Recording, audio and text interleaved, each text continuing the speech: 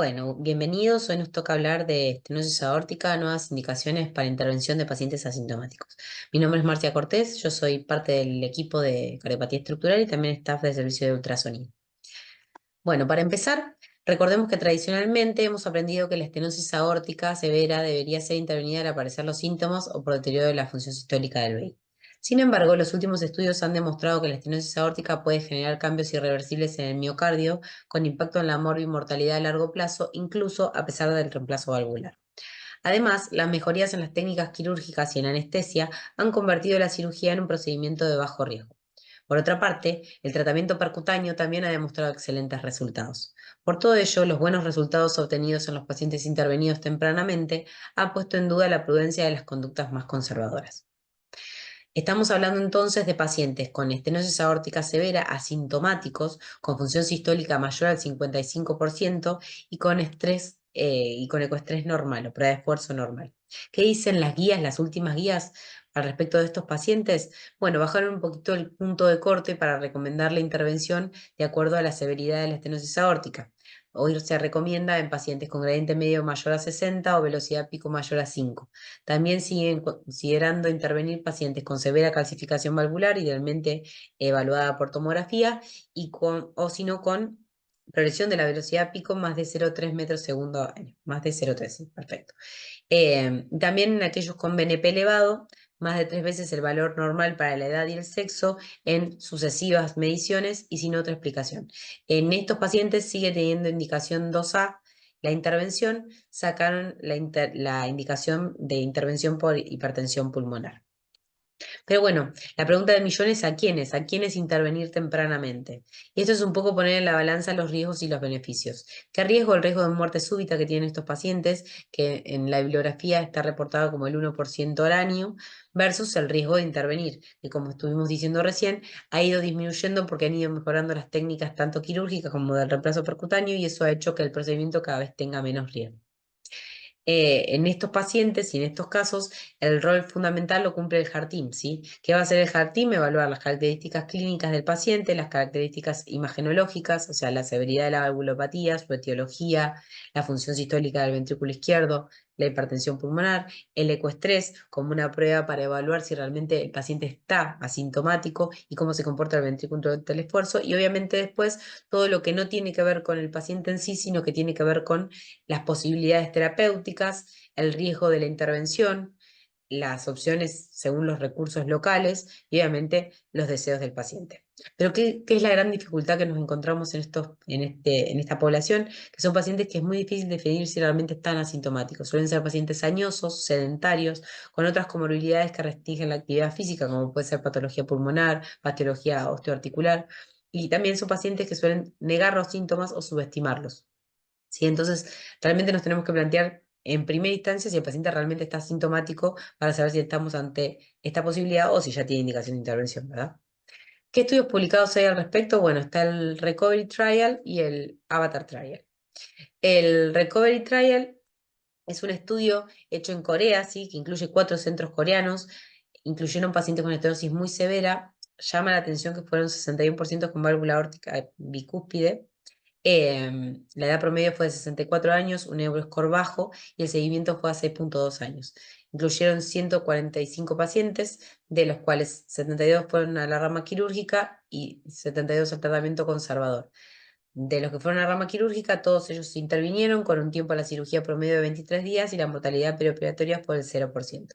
En cuanto al tratamiento conservador, de los 72 pacientes, 52 requirieron cirugía, uno fue a TAVI, no, perdón, 43 de ellos por síntomas, ¿sí? Cabe destacar que 17% fueron intervenidos de urgencia, ¿sí? Lo que significaría un riesgo mayor para el procedimiento. El tiempo a la cirugía fue también de 700 días, otro dato a destacar porque es el tiempo un poco que le habríamos ganado a la prótesis, digamos. Pensemos que las prótesis tienen una vida media útil, entonces la realidad es que el ponerle una prótesis a un paciente tampoco es gratis, ¿sí? Porque lo estamos condenando a un nuevo procedimiento más adelante, sobre todo si se trata de un paciente joven, ¿sí? Entonces, poder ganarle la enfermedad en tiempo también es interesante. La mortalidad perioperatoria fue similar, fíjense. Acá tenemos los resultados, los puntos primarios, los puntos finales primarios y secundarios. Evaluaron mortalidad por todas las causas, mortalidad perioperatoria, mortalidad cardiovascular y también eventos tromboembólicos como ACV, infarto y hospitalizaciones por insuficiencia cardíaca. ¿El resultado cuál fue? Que el NNT para evitar una muerte cardiovascular es de 20 pacientes, lo que significa que tengo que operar 20 pacientes tempranamente para evitar una muerte cardiovascular. Sin embargo, ¿cuáles son los puntos flacos de este trabajo? Bueno, fueron pocos pacientes que tuvieron pocos eventos, si fijamos acá los números absolutos son muy bajos, fue una población de muy bajo riesgo, o sea, una población muy selecta y no todos los pacientes tenían ecuestrés negativos. El otro estudio es el Avatar, que es un poquito posterior, así que el Avatar fue un estudio realizado en 9 centros de 7 países europeos, con una edad promedio también de 67 años, un STS de 1,7%, o sea, una población de muy bajo riesgo, 84% tenían etiología degenerativa y el seguimiento fue más corto, fue de 32 meses. En este estudio a destacar sacaron pacientes, o sea, excluyeron los pacientes, no solamente que tenían FEI deteriorada, sino también los que tenían estenosis aórtica muy crítica con velocidad pico mayor a 5,5, descartaron pacientes también que tuvieran fibrilación auricular, que fueron diabéticos mal controlados, EPOC severos, hipertensión pulmonar, o sea, una población realmente de muy bajo riesgo y muy selecta, ¿sí? En este caso, los pacientes que fueron intervenidos se intervinieron a 55 días promedio desde que se fueron involucrados en el estudio, la mortalidad preoperatoria fue de 1,4% y hubo 3 muertes súbitas, una de ellas esperando la cirugía. En la rama conservadora, solo 25 pacientes fueron intervenidos, 9 de ellos internados por insuficiencia cardíaca. De nuevo destacamos el escenario en que se tuvo que intervenir, pero fíjense que fueron muchos menos pacientes que en el estudio anterior, tal vez por el tema de que el seguimiento es más corto. El promedio de la cirugía fue de 400 días, la mortalidad preoperatoria fue similar y hubo 6 muertes súbitas en el seguimiento. Como vemos acá, en cuanto a la incidencia de MACE, fue mucho menor en pacientes que se operaron tempranamente que en aquellos con tratamiento conservador. De nuevo, fíjense la cantidad de pacientes muy baja y fíjense que la cantidad de eventos también sigue siendo muy baja. Fueron pocos pacientes, el seguimiento fue corto, la población fue de muy bajo riesgo. Fíjense que no hubo diferencias en muerte cardiovascular. La diferencia grande está hecha por las muertes por todas las causas y esto fue hecho en contexto de pandemia 2021, 2020-2021, o sea que muchas de las muertes han tenido que ver con el COVID. Entonces, un poco para resumir de los estudios publicados hasta la fecha, población muy pero muy selecta, todos a cirugía, muy pocos pacientes, fíjense, 145 y 157 pacientes, las prótesis, y esto que hablábamos del seguimiento, que es un seguimiento corto, ¿por qué? Porque las prótesis valvulares pueden complicarse, ¿sí? Pueden trombosarse, pueden disfuncionar, pueden infectarse, y las complicaciones son más frecuentes con el tiempo. Por eso la importancia de hacer estudios con seguimiento más prolongado. La estrategia conservadora, por otro lado, también conlleva riesgo de muerte súbita, negación o demora de la consulta ante la aparición de síntomas, daño miocárdico irreversible y el aumento en el riesgo quirúrgico durante la espera.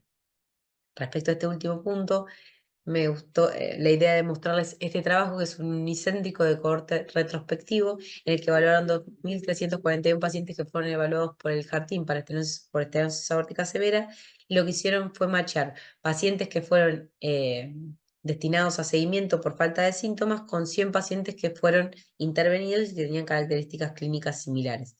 Lo interesante de este estudio, por ejemplo, es que de esos 114 pacientes que fueron a tratamiento conservador, 18 pacientes desarrollaron síntomas, pero fueron descartados para cirugía por alto riesgo. ¿Qué significa esto? Que en la espera se convirtieron por sus otras comorbilidades en pacientes de alto riesgo y en el momento que les llegó el tiempo quirúrgico ya no eran operables. Entonces, esto es una de las cosas que me parece interesante destacar y obviamente que los resultados fueron mejores, fíjense en los pacientes que fueron intervenidos que en aquellos que quedaron en follow-up. Los pacientes fueron asignados a seguimiento, tuvieron una mortalidad significativamente mayor que los que fueron intervenidos, y de los que estaban en seguimiento y desarrollaron síntomas, algunos no pudieron ser intervenidos por alto riesgo quirúrgico. De este trabajo también uno de los datos a destacar es que buscaron predictores de mortalidad en los pacientes que estaban en seguimiento y encontraron que no solamente la edad era un predictor, sino también que el BNP elevado y que la historia previa de enfermedad coronaria podían ser predictores de peores resultados en el seguimiento si el paciente no se intervenía. Estudios ongoing, hay varios, estos son los 4 más importantes. Es el Early TAVR es un estudio que, a diferencia de los anteriores, los pacientes que van a intervención van a ir a TAVI, entonces la población es un poco más añosa, 65 años. El EVOLVE, que tiene como característica que va a incluir pacientes que tengan fibrosis miocárdica por resonancia. El DANABR, que lo que van a hacer es incluir pacientes que además de estenosis aórtica severa tengan presiones de llenado del VI elevadas, lo van a medir por la dilatación de la aurícula izquierda, por la relación E', porque tengan strain del VI disminuido o porque tengan BNP elevado. Y finalmente el ICIS, que es un estudio que fíjense que no tiene grandes exclusiones, digamos, y que va a recluir bastante mayor cantidad de pacientes. Este va a ser en Reino Unido, en Australia y en Nueva Zelanda. Todos ellos están ongoing, reclutando. Creo que el único que terminó de reclutar fue el ITAR, que terminó ahora en marzo, pero los resultados se van a ver de acá a un par de años. Nosotros tenemos un registro de estenosis aórtica severa, 600 pacientes incluidos. En nuestra población, como pueden ver, 23% son bicúspides, el 75% tienen etiología degenerativa, 81% no tiene enfermedad coronaria, 18% sí.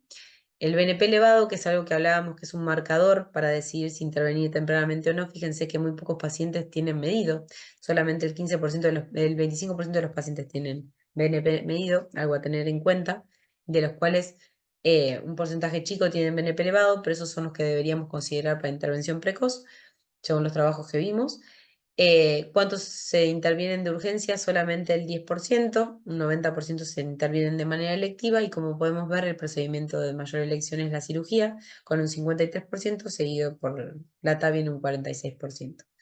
De nuestra población, los pacientes con síntomas fueron 431 contra 169 que están asintomáticos. De los asintomáticos, solo 23 pacientes tenían fe menor a 55% y solo 13 tenían ecoestrés positivo, quedándonos 130 pacientes con las características que estábamos evaluando, ¿sí? Pacientes sin síntomas, con fe mayor a 55% y con ecoestrés negativo.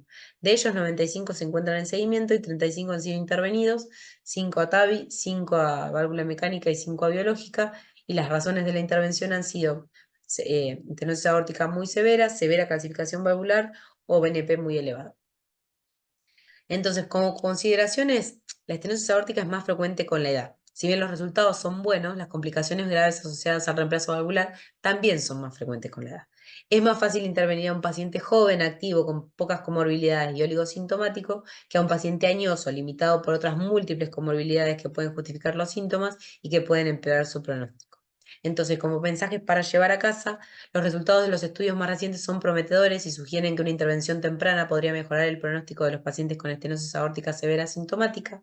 Sin embargo, antes de cambiar de manera radical el manejo de estos pacientes, dichos resultados deben ser corroborados por estudios más grandes y que permitan obtener datos más generalizables. Estos estudios deberían incluir pacientes más añosos o con las comorbilidades más frecuentes. También es necesario evaluar los resultados a largo plazo, realizar análisis de costo-efectividad e individualizar cada estrategia terapéutica. La decisión de intervenir un paciente asintomático requiere una cuidadosa evaluación de los riesgos del procedimiento versus los de continuar en seguimiento, y para ello es importante considerar las características del paciente, la experiencia del equipo tratante y si las condiciones están dadas para realizar un seguimiento cercano. Muchas gracias.